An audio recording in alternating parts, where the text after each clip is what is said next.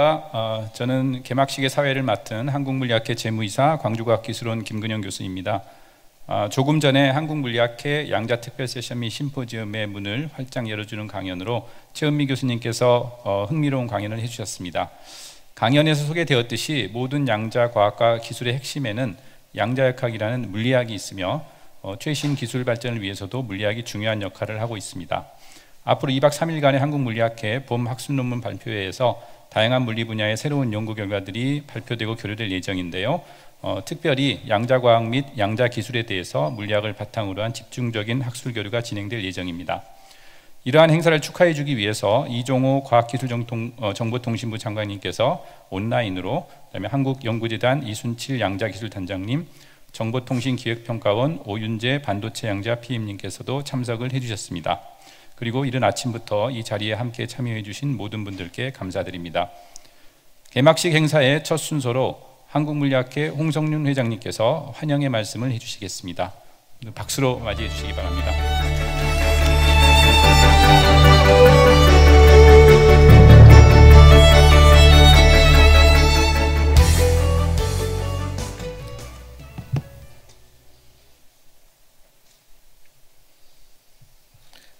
안녕하세요. 한국물리학회장 홍성윤입니다. 오늘 한국물리학회 봄 학술 논문 발표에 참여해 주신 여러분들께 감사드립니다.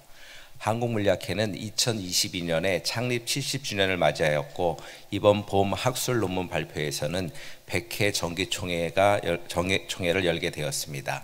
특히 이번 100회 정기총회를 기념하여 양자 특별 세션 및 심포지움을 준비하게 되어 더욱 뜻깊은 자리가 될 것으로 생각합니다.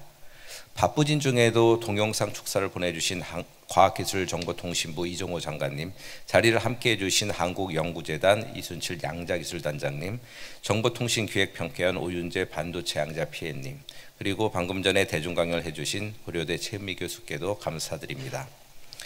양자기술은 양자역학의 원리인 중점과 얽힘을 활용하는 기술로 기존 고전 물리학 기반의 기술과 전혀 다른 기술이며, 크게 양자 컴퓨팅, 양자 센싱, 양자 통신, 그리고 양자 알고리즘과 양자 물성 등의 분야도 있습니다.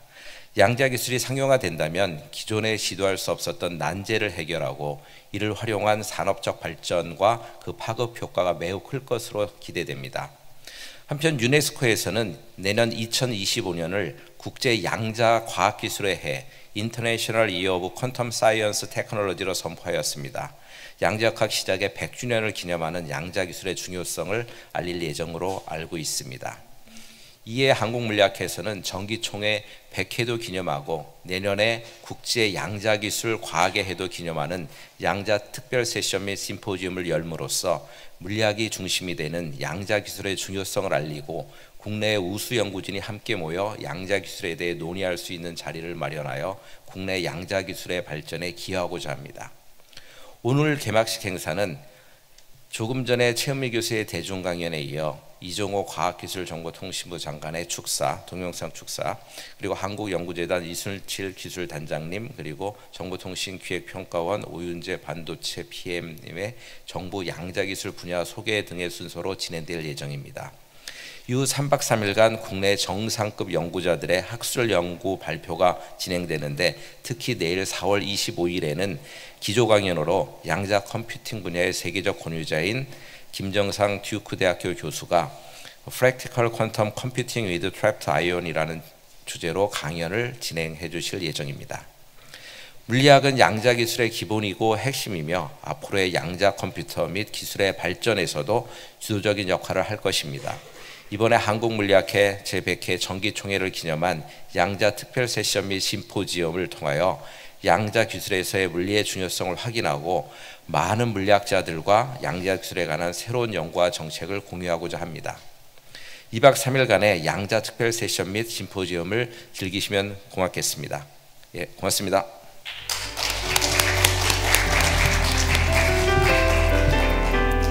예, 감사합니다. 다음으로 과학기술정통부 이종호 장관님께서 동영상으로 축하 말씀을 해주시겠습니다. 사실 장관님께서 직접 오시기로 이제 하셨었는데 갑자기 급한 일이 생기셔서 그 동영상으로 대신하게 되었으니 양해 부탁드립니다. 존경하는 한국물리학회 회원 여러분, 반갑습니다. 과학기술정보통신부 장관 이종호입니다. 2024년도 봄 학술대회 개최를 진심으로 축하드립니다. 이번 행사에서 특별 세션으로 미래 산업과 안보의 게임 체인저로 주목받는 양자과학기술을 집중 조명한다니 주무부처 장관이자 연구자의 한 사람으로서 그 의미가 남다르게 다가오는 것 같습니다. 현재 양자 분야는 세계 각국 정부와 기업의 집중적 투자로 급속히 발전하고 있습니다. 지난해 말 IBM은 모듈형 양자 컴퓨터를 공개하고 MIT 등에서는 논리 큐비트를 이용한 오류 정정 기술 구현 성과를 발표하였습니다. 우리는 연구자 간 협력과 소통을 체계화하는 것으로 대응해야겠습니다. 우리나라도 올해 1월 자체 개발한 20큐비트 양자 컴퓨터를 시연하는 등 기술 추격을 위한 젠걸음을 긋고 있습니다. 여러분, 우리는 양자 분야의 후발주자로 아직 기술 역량과 인프라가 부족한 것이 사실입니다. 하지만 양자과학 기술은 상용화 이전 단계여서 중장기적으로 글로벌 리더 그룹에 진입할 수 있는 기회와 가능성은 충분하다고 생각합니다. 지난해 우리는 양자과학기술 강국 대한민국을 향한 담대한 도전을 본격화하였습니다. 국가적 비전과 추진과제를 담은 대한민국 양자과학기술 전략을 발표하고 체계적 육성 기반인 양자법도 제정하였습니다.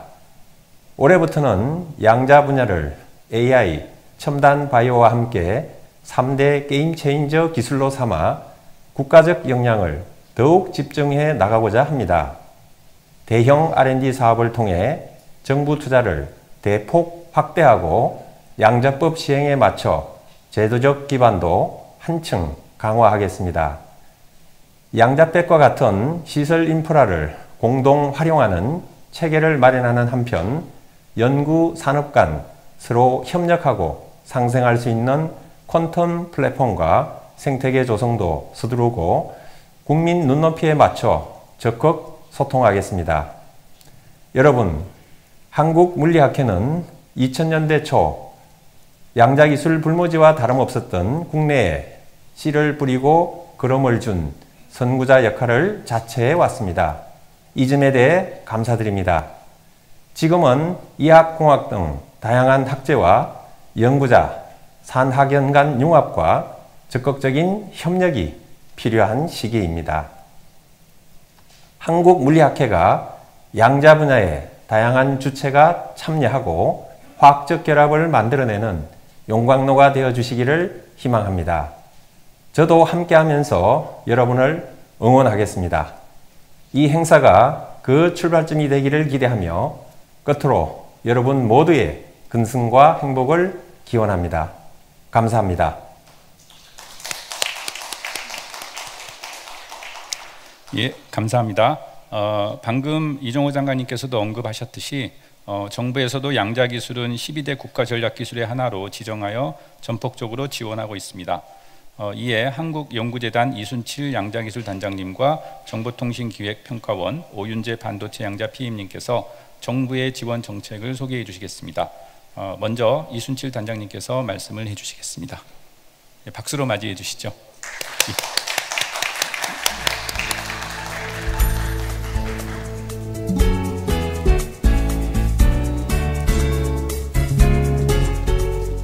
예, 소개 감사합니다.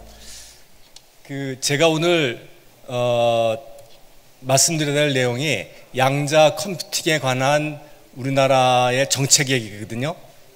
근데 제가 이 기회를 빌려서 물리학회 회원 여러분들한테 꼭 드리고 싶은 말씀이 있었습니다. 그래서 그걸 섞었는데 시간이 짧을까봐 그냥 제가 꼭 해야 되는 얘기 순서대로 넣었거든요.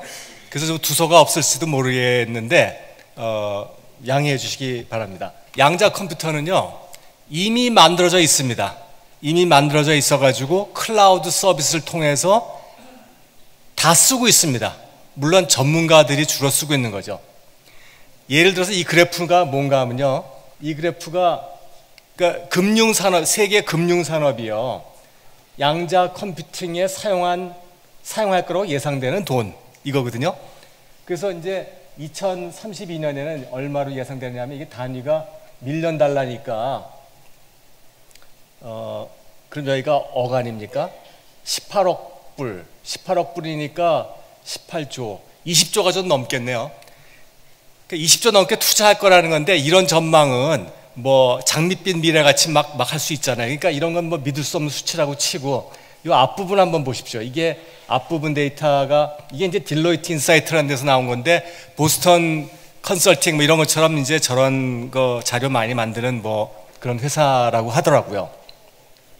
이게 이 부분을 확대한 건데, 이게 2023년에 나온 자료거든요. 그러니까 2라고 붙은 거는 전부 다 이제 예상치인데, 2022년 거는 이제 실제로 투자한 돈이죠. 이거 보면은 80이니까 80밀리언이니까 8천만 불. 그러니까 8천만 불이 8천만 불이니까 8천만 불이 얼마입니까? 1,000억쯤 되는 건가요? 뭐 그 정도 되지 않습니까? 그러니까 금융산업계에서 양자 컴퓨팅에 투자하는 돈만 저 정도 됩니다. 이러고 있는 건데, 예. 이 그래프를 잠깐 보시죠. 이게 지금 이제 그 자릿수에 따라서 컴퓨터가 계산하는 시간을 대충 그려본 겁니다. 뭐 다 아시다시피 이제 그 고전 컴퓨터는 이렇게 보통 지수적으로 시간이 증가하지 않습니까? 양자 컴퓨터는 별로 빨리 증가하지 않고요.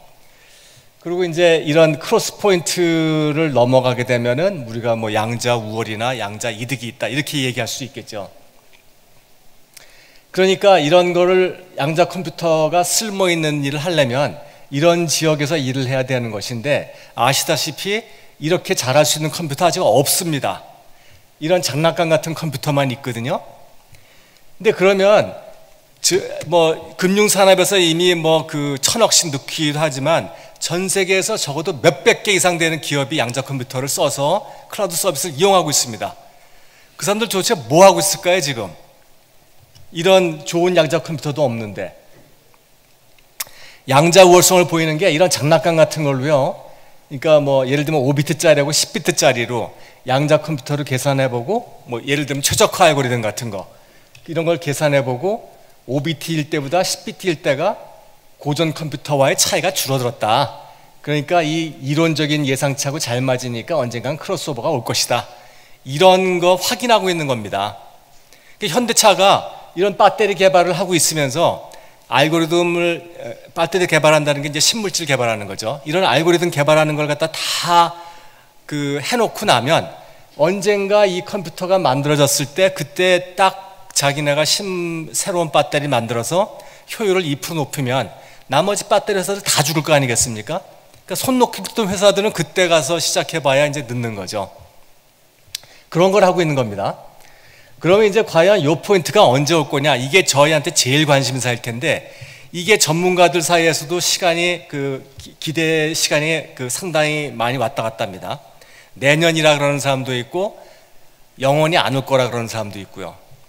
내년이라 그러는 사람들은 다 양자 컴퓨터 만드는 업계 사람들입니다. 자기네가 내년이면 그런 거 만들 수 있다고 얘기를 하고, 안 될 거라고 생각하는 사람은 기본적으로, 그분들 이제 전문가니까 모르고 하시는 얘기는 아니고요. 양자 컴퓨터라는 것은 기본적으로 에러가 없을 수가 없습니다, 이론상. 그러니까 에러가 있는데 어떻게 계산을 정확하게 하겠느냐, 이거죠. 그런데요, 에러가 없는 양자 컴퓨터로도 할 수 있는 일 많이 있습니다. 지금 뭐 리스크 컴퓨터 이런 얘기 하려는 건 아니고, 양자 컴퓨터, 어차피 양자 컴퓨터가 완벽한 게 있다 하더라도요, 알고리즘도 정확한 답 주지 않습니다. 예를 들면서 이제 소인 수반의 쇼 알고리즘, 거기에 핵심은 이제 후레 트랜스폼 아닙니까? 후레 트랜스폼을 병렬 처리를 빨리 할 수 있기 때문에 그게 빨리 되는 건데, 쇼 알고리즘으로 이제 후레 트랜스폼 했을 때 결과가 델타 펑션으로 나타나야 답이 정확하게 나타나잖아요.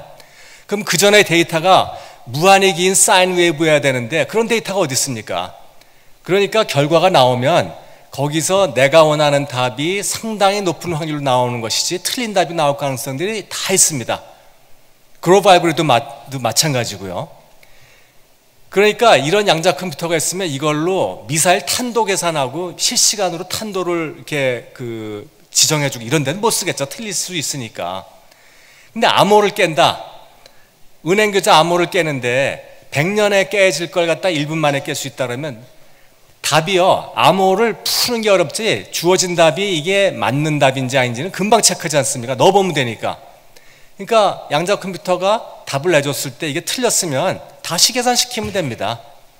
그래서 만약 10번 만에 나오면 10분 만에 푸는 거잖아요. 그렇게 쓰는 거거든요. 양자 컴퓨터는 워낙에요. 그래서 양자 컴퓨터는 지금 이미 장난감이 있지만 계속 좋아지는 엔지니어링만 남아있는 겁니다. 그래서 이미 쓰고 있고 과연 우리 실생활에 쓸모있는 게 언제 나오냐 그게 문제일 뿐이지 되느냐 안 되느냐 문제하고는 전혀 별개의 문제입니다. 그걸 먼저 말씀드리고 싶고 그래서 이제 본론으로 가서 이제 그 정책 숙제부터 말씀드려야죠. 이게 이제 전 세계가 이제 양자 컴퓨터, 양자 기술의 이제 어떤 과정을 겪어왔나 이런 건데 미국이 이제 제일 먼저 2008년부터도 비전 발표하고 이 15년 넘어가게 오니까는 EU, 중국, 일본, 영국 또 다시 미국, 일본 할 거 없이 법도 만들고 비전 발표하고 플래그십 사업도 발표하고 로드맵도 발표하고 이것저것 많이 합니다. 그러니까 우리나라도 가만히 있으면 안 되겠잖아요. 그래가지고 2009년부터 우리나라도 이제 시작을 합니다. 그래서 그때부터 이제 양자 컴퓨팅은 이때부터 시작을 해가지고 이 투자 규모가 굉장히 빨리 증가하죠. 워낙에 올해 이제 예타가 시작됐으면 이게 이제 금액이 훨씬 더 많았을 텐데 예타가 안 되더라도 이게 단위가 밀리언 달러거든요. 그러니까 예타가 안 돼도 올해만도 한 1200, 1300억 정도가 이 분야에 투자되고 있습니다. 그리고 이제 우선 급한 대로 막 투자를 했는데 투자를 하다 보니까 주먹구구를 하면 안 되잖아요. 그래서 이제 우리도 로드맵을 만들어 가지고서는 해야겠다 해가지고 이제 2021년에 처음으로 양자기술 연구개발 투자 전략이라는 게 나와가지고 이때부터 컴퓨터, 통신, 센싱을 주로 해가지고 어떤 일들을 하겠다 이런 처음 발표됐고요. 그리고 아까 최은미 교수가 말씀하셨는데 우리나라 12대 전략기술 중에 하나로 이제 이게 선택되어 있습니다. 그리고 작년에요. 그러니까 2021년에 전략기술이 발표됐는데 새로운 비전이 작년에 또 발표됐습니다. 이게 그전 거보다 더 이제 확대된 거기도 하고 양자기술은 최근에 너무 빨리 발전하고 있기 때문에 어느 나라나 다 2, 3년마다 한 번씩 업데이트된 걸 계속 발표합니다. 이렇게. 여기에서 이제 핵심 내용이 이제 2035년까지 3조를 투자하겠다는 겁니다. 이 3조를 투자하는데 정부에서 한 2.4조 정도를 투자하고 그 다음에 기업체를 유도해가지고 6천억 정도를 투자하게 만들겠다는 건데 저거 앞으로 10년, 12년 정도니까 1년에 2,500억씩 지금 하고 있는 투자 외에 아무튼 추가로 저렇게 하는 거니까 어마어마한 돈이죠. 이걸로 가지고 하겠다는 게 뭐냐 하면은 하겠다는 게 이제 주로 인력 개발하는 거 그 다음에 시장 점유율 높이는 거, 기술 수준 높이는 거 이런 것들이 있는데 여기서 이걸 좀 말씀드리고 싶어요. 지금 우리나라 전문가는 300명 정도 이제 수준이라고 얘기하는데 인력 양성이요. 지금 전 세계가 양자 인력이 부족합니다. 양자 기술이 발달되지 않은 나라는 기술이 발달되지 않아서 인력이 없고 기술이 발달된 나라는 이 기술 발전 속도의 인력이 그러니까 수요를 공급이 못 따라가서 부족합니다. 그래서 다른 제3지대에 있는 인력들을 다 흡수하고 있거든요. 그래가지고 다 부족하고. 그래서 우리나라도 이제 그래서 이제 빨리 저걸 늘리려고 하는 건데 지금 물리학과가 상당히 위기에 있지 않습니까? 지방 대학들은 지금 벚꽃 피는 순서로 없어진다 그러는데 벚꽃 피기도 전에 동백꽃도 피기 전에 제가 물리학과들 많이 없어졌잖아요. 근데 이런 양자 기술을 물리학과에서 하는 것이 지방대학에서는 새로운 어떤 탈출구가 될 수 있으리라고 봅니다. 필요한 기술들이 많이 있는데 예를 들어서 뭐 양자 알고리즘 이것만 교육을 시켜서 대학에서 교육시켜 주셔도 그 사람들 취직할 때 많이 있거든요. 양자 그 해커톤, 양자 그 해커톤 대회 하면은 한 200명씩 참가합니다, 지금.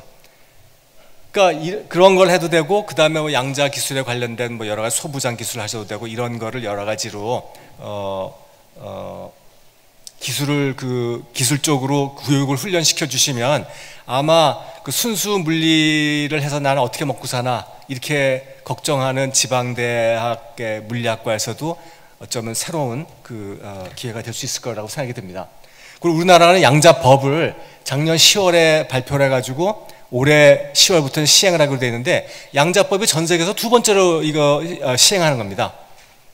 여기에 보면은 국무총리 산하에 양자전략위원회라는 걸 만들어가지고 이제 진흥을 하는 여러 가지 사업을 이제 하겠다는 거고, 몇 년 만에 한 번씩 이제 그 기획을 새로 하는 것이고요.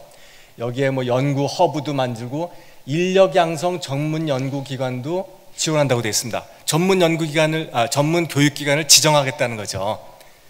그래서 상당히 많이 올해 말부터 바뀝니다. 그래서 그런 거를 좀 기억을 하시고요.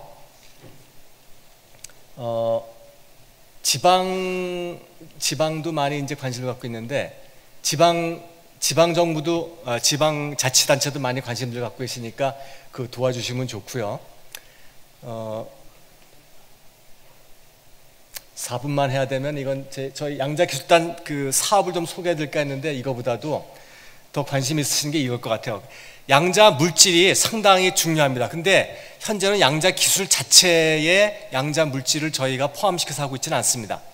그건 아직은 기초 분야라고 생각을 하는데, 아까 그 양자 컴퓨터는 에러가 있을 수밖에 없다 말씀드렸잖아요. 그거 다 아시죠? 이 고전 컴퓨터와 마찬가지로 양자 컴퓨터도 이진법을 쓰는데, 고전 컴퓨터는 에러 바운드가 있잖아요. 0을 하는데 0볼트와 5볼트를 0과 1을 나타내는 데 쓰는데, 0볼트가 아니고 한 2볼트 정도 돼도 그냥 0으로 읽고, 4볼트에서 6볼트 사이에서 대충 1로 읽고, 이렇게 에러 바운드가 있는데 양자 컴퓨터를 할 수가 없죠. 0과 1을 1대1로 중첩시킬 수 있지만 그거를 정확하게 1대1이 되겠습니까? 0.9999 대 뭐 1.0001 이렇게 될 수가 있고, 그런 에러는 반드시 쌓이게 마련이니까요. 그러니까 에러가 없을 수가 없고, 이런 에러에서 에러를 줄이기 위해서 제일 필요한 게 고순도, 인피니티에 의한 그 에러를 줄이고 그 다음에 저온으로 하죠. 광학 컴퓨터도 다 상온에서 독장하지만 저온에서 간섭을 많이 합니다. 왜냐하면 열 잡음을 줄이고 싶으니까요. 그래서 현재로는 이제 물질에 관한 연구는 고순도에 주로 이제 관심들이 많이 있습니다. 뭐 이런 6가지 플랫폼들이 뭐 이런 세슘, 루비듐, 이터비움 이런 원자들을 쓰고, 그 다음에 뭐 초전도에 뭐 나이비움, 알루미나 이런 거 쓰시는 거 아실 테고, 반도체 양자점에는 뭐 3호족이나 4족 쓰고, 그 다음에 점결한 양자 컴퓨터, 대표적인 게 이제 NV센터죠. 그런 거라든가 뭐 비선형 광학에 이제 리튬 나이오베이트라든가 이런 물질들 많이 쓰는 거 알고 계실 테고요. 양자 통신에서도 양자 통신은 이제 싱글 포톤 제너레이션하고 그 디텍션 하는 거, 제너레이션 하는 데는 뭐 이런 반도체 많이 쓰는 거고, 그 다음에 디텍션 하는데 요즘 이제 슈퍼컨덕팅 나노와이어 이걸 이제 요즘을 많이 씁니다. 그리고 이제 중계기, 여기도 역시 또 이제 NV센터가 요즘 많이 쓰이고요. 센서도 여러 가지 있는데, 자기장 센서, 여기에도 NV센터가 계속 많이 쓰입니다, 요즘은. 이런 물질들이 이런 물질의 순물질, 이런 것들이 이제 제일 관심 있는 것들이고,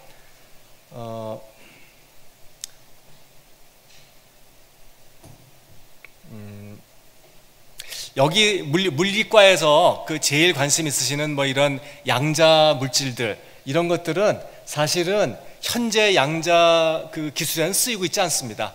현재 쓰이는 것들은 우리가 그 전에 알고 있던 이런 전통적인 물질들의 순도 높음을 쓰는 것이고, 여기에서 이렇게 고체 내에서 얽힘이 직접 관측될 수 있는 이런 물질들은 아마 3차 우리 다음 세대의 양자 기술에 사용될 것 같아요.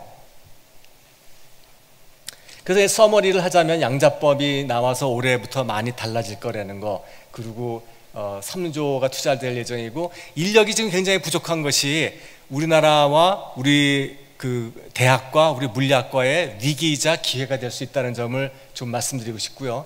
그리고 양자 컴퓨터는 이미 서비스 중인 건데, 이 그림이 뭔가 하면은 아까 이 전에 뭐 이 장관님 말씀하실 때도 나오고 이제 최은미 교수님 말씀하실 때도 나왔는데, 이게 지금 동영상을 제가 돌릴 수가 없는데, 최근에 그 하버드에서 그 나온 그 중성원자 양자 컴퓨터 시스템입니다. 이 8비트로 하나의 논리 큐브 만들어 가지고 동영상 돌려보면 이게 진짜 비트거든요. 진짜 원자들입니다. 원자들이 왔다 갔다 하면서 뭐 자기 마음대로 배치를 해가지고 인터랙션 했다가 풀었다 이렇게 하거든요. 양자 컴퓨터는 인터랙션 컨트롤이 마음대로 안 되는 게 제일 문제거든요. 인터랙션이 없어야 할 때도 있고 있어야 될 때 없고 잘 없고 이런 게 문제인데, 이건 마음대로 하기 때문에 갑자기 다크홉스가 확 올라와가지고, 아까 제가 말한 크로스오버 포인트, 언제 양자 컴퓨터가 고전 컴퓨터를 능가할 것이냐, 이런 포인트가 보통 평균적으로 20년 후였었어요. 그러니까 그렇게 돼야 뭐 암호도 깨고 그런 게 나올 것이라고 생각했는데, 이런 게 작년에 나오는 바람에 갑자기 경쟁이 확 가속화돼 가지고 적어도 10년 안에 그런 일이 일어날 수 있을 것 같다는 생각이 듭니다. 그래서 늘 경계하고 계시고 관심을 많이 가져주시길 바라면서 강연을 마치겠습니다. 감사합니다. 예, 잠깐만 기다려 주시겠습니까? 오늘 시간이 아주 촉박한 관계로 많은 준비해 주시고 좀 아쉬운데, 좀 일찍 좀 짧은 강연을 듣게 돼서 죄송한데요. 좀 시간이 사실은 이제 Q&A 같은 걸 감안해서 좀 준비를 한 시간이라, 혹시 질문이 있으시면 좀 간단하게 질문을 좀 한두 개 받고요. 혹시 질문이 없으시면 아까 못다한 얘기를 조금 더 들었으면 한데요. 혹시 질문 있으신가요?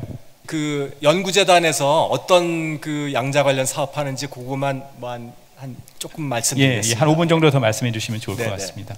이 연구재단 쪽에서는 양자 컴퓨팅에 관계된 사업을 주로 지원하고 있습니다. 그래서 뭐 이런 소부장, 양자 컴퓨팅 개발에 필요한 소부장 사업도 있고, 그 다음에 양자 컴퓨터 실제로 만들어내는 뭐 초전도, 이온도, 광자 이런 것들을 이용한 그런 것들을요, 그런 사업도 있고, 그 다음에 국제 공동 연구를 굉장히 추진하고 있습니다. 그러니까 뭐 우리 쪽에서 돈 다 주고 해외에도 연구비 넘겨주면서 기술 좀 받아와라 이거죠. 그런 연구, 국제 공동 연구도 하고 있고, 그리고 양자 대학원을 비롯해서 인적 자원 늘리는 이런 사업도 하고 있고, 그리고 실제로 양자 컴퓨터 시뮬레이터, 우리가 갖고 있는 하드웨어와 우리의 소프트웨어를 다 개발해 가지고 그걸 가지고서는 그 수소 관련, 수소 저장이나 뭐 수소 운송 이걸 관련 신물질 개발하는 그런 사업도 벌이고 있고, 50큐빗짜리 초전도 양자 컴퓨터 만드는 사업도 하고 있고, 그리고 이제 양자 정보 센터가 있습니다. 모든 정보를 이렇게 공유하고 있는 이런 센터도 지원하고 있고, 이 세 개는 계속 사업이기 때문에 뭐 여기 계신 분들하고 큰 관계가 없지만, 이건 다 새로 해마다 이렇게 하는 사업이거든요. 그리고 그 중에서 이제 그 이득 도전 사업, 이거 하나만 잠깐 더 말씀드리고 싶은데, 이게 뭔가 하면요, 아까 그 소재 수소 문제처럼 산업 현장의 문제를 양자 컴퓨터를 쓸 수 있는 사람들이 직접 그 두 팀이 컨소시엄을 형성해 가지고 문제를 풀어라 이런 겁니다. 그래서 작년부터 시행했는데, 예를 들어서 신약 개발하는 그 회사들이 들어와 있고요.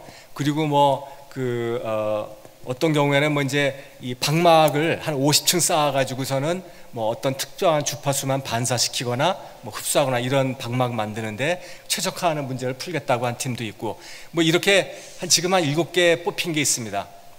근데 이게 이제 1년에 10억씩 3년을 주거든요. 그래서 이제 한 10팀 뽑기로 돼 있는데, 이게 아까 말씀드린 대로 지금 양자 컴퓨터가 신통한 게 없기 때문에 양자 이득을 보일 수가 없습니다.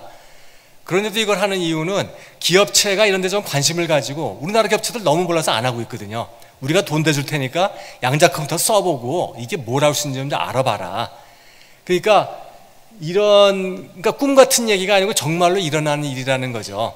그래서 정부에서도 진지하고, 뭐 이거는 그 공상과학의 세계 얘기를 하는 게 아니다, 이런 얘기를 드리고 싶어서 하나 더 집어넣었습니다.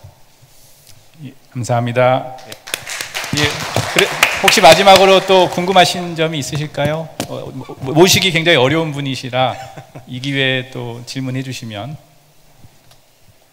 예, 그럼 마치기 전에 제가 마지막 그 슬라이드에서 하나 궁금한 게, 그러면은 사실 양자 이득이 안 나올 것 같은데, 아직은 안 나오더라도 해보자 그런 취지의 사업인가요? 그 양자 이득 사업은 아직은 컴퓨터가 그 정도 성능이 안 될 것처럼 보이는데 자기네가 보일 수 있다고 하는 팀도 있습니다. 그래서 그런 게 나오면 예. 대박이고 예. 안 나오더라도 그러니까 이 회사들이 양자 컴퓨터는 어떻게 쓰는 거구나. 지금 우리가 우월성을 어떻게 보여야 되는가. 그 논리를 좀 이해를 해야 그래야 자기네가 이제 계속 관심을 가지고 하지 않겠습니까? 그러니까 기업 그 관심을 유도하기 위한 목적이 제일 크다고 하겠습니다. 예, 감사합니다. 다시 한번 감사드립니다. 그럼 다음으로 정보통신기획평가원 오윤재 반도체 양자 PM님께서 말씀해 주시겠습니다.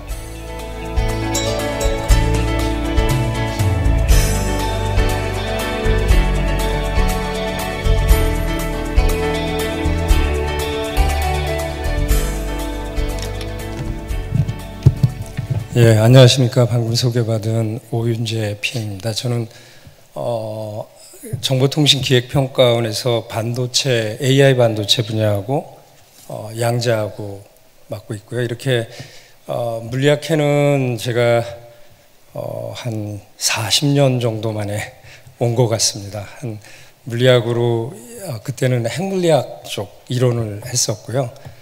최종 학위로는 넌리니어 옵틱스 갖고 학위를 하고 쭉 기업에서는 휴대폰도 개발하고 뭐 여러 가지 하면서 엔지니어로 있다가 이렇게 또 물리학회에 불러주셔가지고 제가 이 과기 정통부거든요. 그래서 여러분들이 익숙치 않겠지만 과기 정통부에 1차관, 2차관 그래서 1차관 쪽이 주로 여러분 물리학과랑 많이 좀 접점이 있는 사이언스 쪽이고요. 그 다음에 2차관 쪽이 이제 정보통신 ICT 하는 쪽이에요. 그래서 저희 쪽에 아마 2016년 근처까지는 양자 정보 기술 그래가지고 그 통신 센서 컴퓨팅이 다 있다가 그 이후에 이제 이쪽은 좀 사이언스적으로 좀 더 딥다이브를 해야 될 것 같다 그래서 NRF로 넘어갔습니다. 그래서 저는 말씀드릴 거는 15분밖에 없다 그래서 굉장히 좀 그런데 하여튼 스킵해 가면서 요지만 간단하게만 말씀드리겠습니다. 양자정보 기술 또는 아니면 양자정보 과학기술 이렇게 부릅니다. 그래서 그쪽에 R&D 정책 방향인데 저는 통신하고 센서 쪽하고 이네이블링 테크놀로지라고 소부장이라고 보통 소부장 그럼 좀 없어 보여서 해외에서는 퀀텀 이네이블링 테크놀로지 이렇게 부릅니다. 주로 이게 이제 딴 데 가서 컴퓨팅하고 포함해서 한 40분, 50분에 발표하던 내용이기 때문에 좀 줄여가면서 했고요.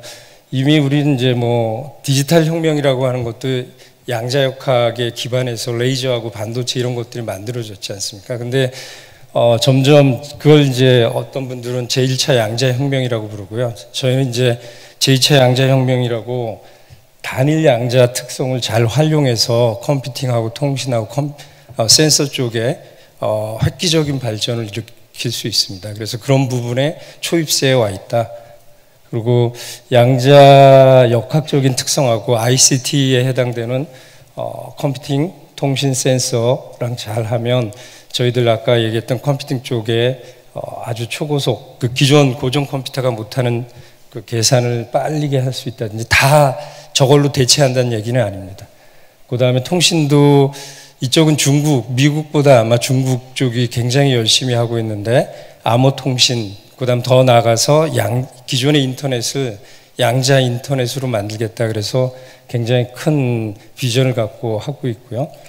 기술은 굉장히 챌린징합니다. 양자 중계기, 그 다음에 양자 메모리, 그러니까 버퍼 메모리 같은 게 필요해서 얽힘이라든지 이런 기술들을 활용해야 됩니다.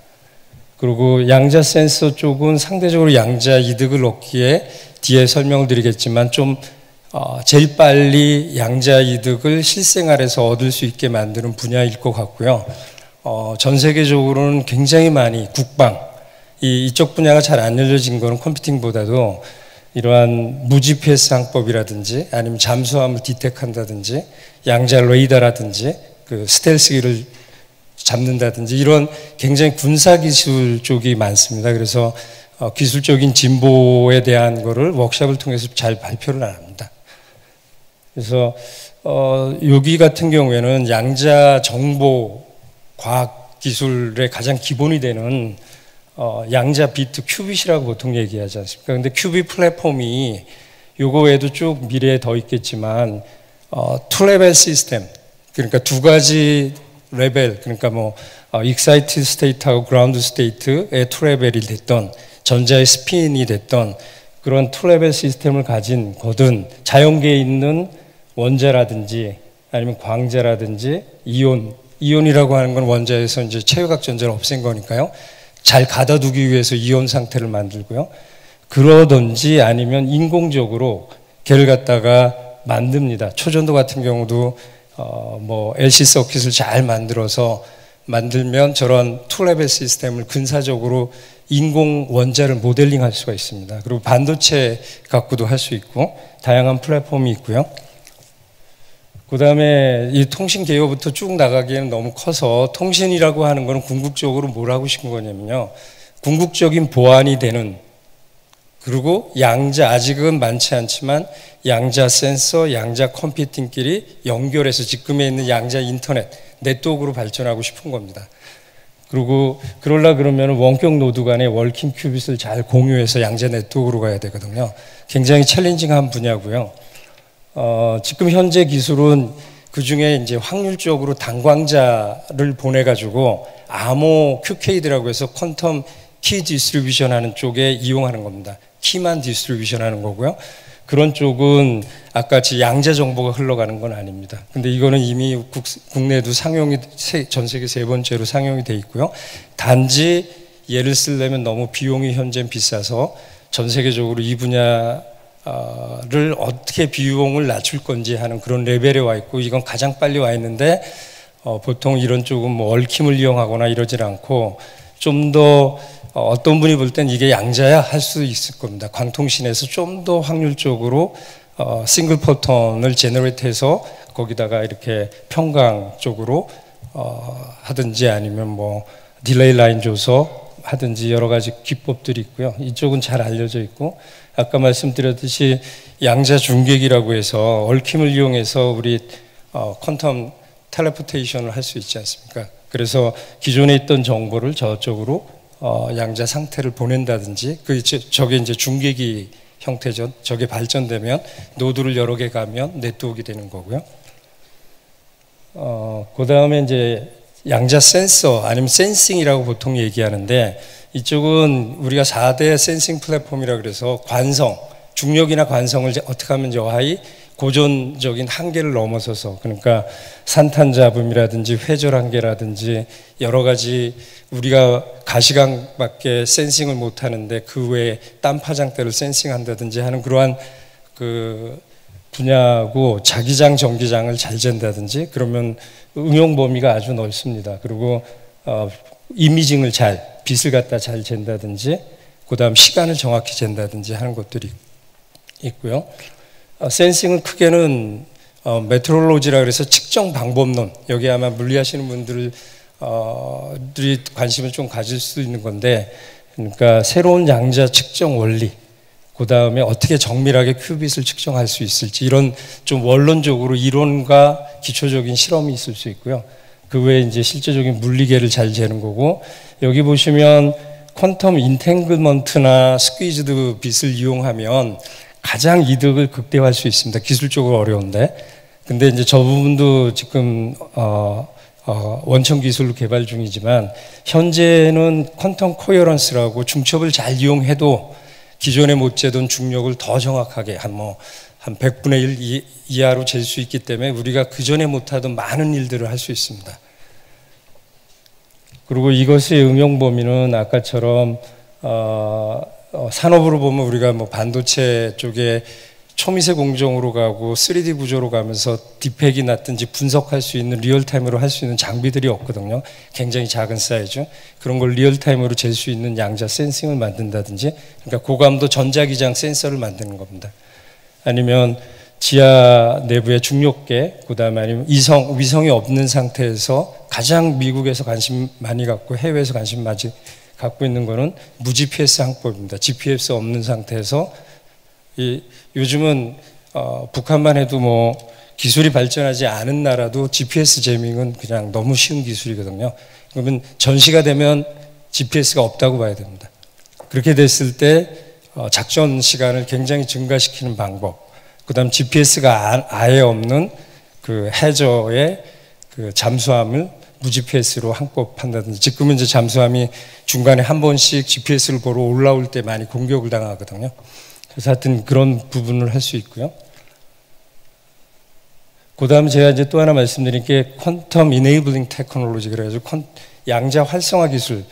그래서 요 위에 보시면 센싱, 통신, 컴퓨팅 요 세 영역이 있고요.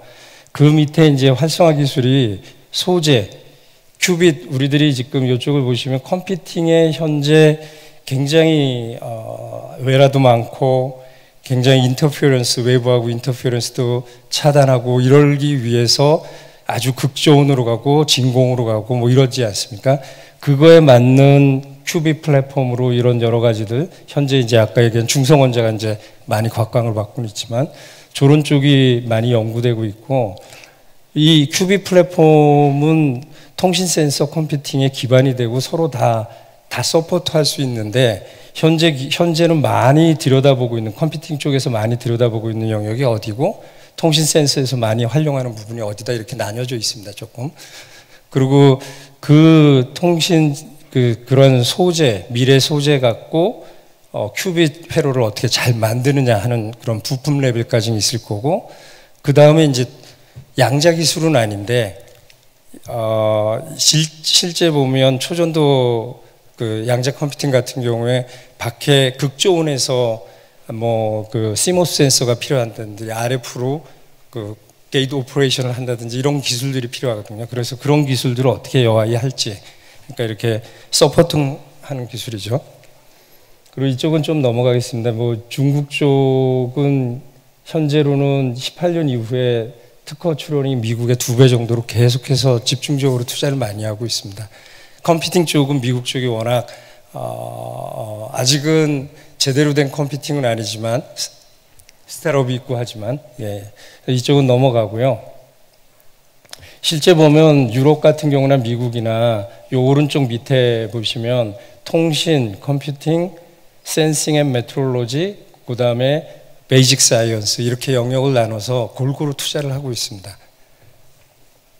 그리고 이쪽은 아직까지는 기업들이, 저희가 이제 예비 타당성이라고 1조짜리를 지원을 했는데, 그 부분을 지원하기 위해서 국내 진단을 많이 해봤거든요. 아직까지는 굉장히 딴 기술에 비해서는 기술 수준이 낮은 상태고요.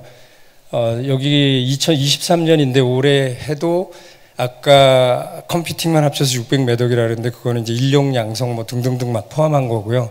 실제 한 통신 센서 컴퓨팅 다 합치면 한 1200억, 1300억 정도가 R&D 비용으로 순수하게 들어가고 있고요. 예타가 만약에 내년도에 들어간다 그러면은 그 비용이 한 2배 이상은 올라갈 거라고 보이고 있습니다. 그 다음에 지금은 대통령실 중심으로 해서 AI 반도체, 바이오, 그 다음에 양자, 이니셔티브 전략을 아마 내일 발표를 할 겁니다. 그래서 그걸 통해서 양자 산업을 어떻게 일으키고 인력을 어떻게 하고, 그 다음에 이런 개발 R&D 투자를 어떻게 넓히겠다 하는 분야를 발표를 할 거고요. 인력은 지금 저희가 한번 예타하느라고 조사해보면 한 384명? 박사급만. 아마 여기 계신 분들 일부 포함해서 그럴 겁니다. 굉장히 작은 상태고요. 제가 사실 이 자리에 쓴 거는 이런 디테일보다 물리학, 이론 물리를 하든 실험 물리를 하는 분들이 이런 양자, 막 초기에 양자 정보 과학이 이렇게 태동기에 있는데, 많이 이쪽으로 좀 관심을 갖고 지원을 해주시면 좋겠다. 그 학생들도 마찬가지고요. 굉장히 그 물리 쪽에 순수 사이언스하고도 맞고, 이 오른쪽 그림에 보면 양자 기업들이거든요, 미국에. 그럼 실제 보면 양자 관련해서 굉장히 잘하는 전문가가 전기전자랑 반반 정도 됩니다. 그래서 저희 나라는 많이 부족한 상태고, 그 다음에 지금은 요거 갖고 설명하기보다도 저희가 이렇게 R&D 투자 양자를 전략을 정했고, 어디다가 예타를 태우고 중기 사업으로 뭐를 하고 하는 전략들을 다 마련했고요. 그래서 지금 이제 예타가 한 좀 늦어져서 원래 24년에 출발해야 될 게 조금 늦어져서 지금 통신 센서 컴퓨팅 세계 통신 쪽은 우리 아까 말한 중계기, 그러니까 메모리 있는 중계기 쪽에 저희가 만들고 실증까지 해보겠다 하는 거고, 센서 쪽은 아까 무GPS 항법이라든지 뭐 의료기기, 양자 MRI 이런 쪽을 실제 만들고 그거에 필요한 핵심 기술, 그다음에 얽힘 이용한 거 이런 것들을 개발하겠다는 것들로 이루어져 있습니다. 그러니까 이거는 좀 빼고요. 그다음에 지금 해외 협력도 EU하고 미국 쪽에 국제 협력 강화하기 위해서 센터가 이미 개설이 돼 있습니다. 그래서 미국에는 22년, 유럽 쪽에 작년에 개설이 돼 있습니다. 그리고 양자 대학원은 NRF에서 진행하는 거고, 저희들은 ITRC라 그래가지고 양자 통신 쪽, 센서 쪽, 컴퓨팅, 그 다음에 소자 쪽 그래가지고 ITRC가 한 5개 정도, 올해 하나 사업 더 나가면 5개 정도 돼서 인력 양성 쪽 하고 있고요. 그 다음에 저희들이 한 양자 암호 쪽 관련돼서는 어떻게 인증하고 공인하고, 그 다음에 전용해석 요금제 뭐 이런 부분들은 다 전 세계적으로 빨리 만들어 놨는데, 아직은 저 부분은 군 아니면 은행 뭐 이런 크리티컬한 곳에서 하겠다고는 하는데 굉장히 비용이 비싸서 저 부분을 극복하는 기술도 같이 개발하고 있습니다. 그리고 여기 양자 산학연 참여해서 미래 양자 융합 포럼이 2021년 6월에 만들어져서 각 분야별로 지금 하고 있습니다. 제가 간략하게 두서없이 좀 말씀드렸습니다. 예, 감사합니다. 예, 감사합니다. 혹시 질문 있으신가요?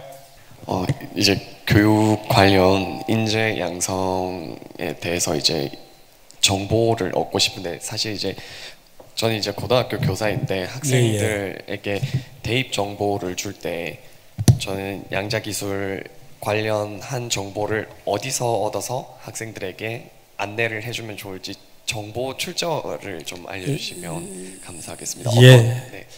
아마 그 정보를 다 모아놓은 곳이 아까 이순칠 단장께서 말씀하셨던 지금 성균관대에 있는 양자정보센터라고 하는 곳이 있습니다.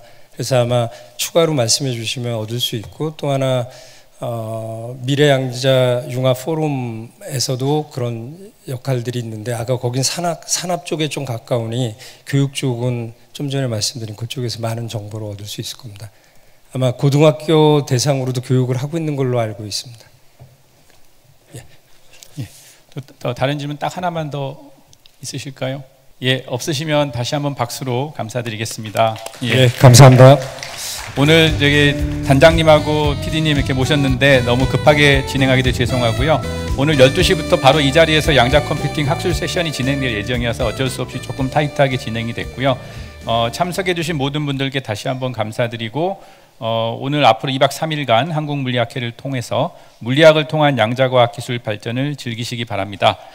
감사하고, 오늘 그 기념해서 사진 촬영이 한번 있을 예정이니까요. 여기 참석하신 분들 단상 앞으로 나와주시면 사진 한번 찍고 마치도록 하겠습니다. 감사합니다.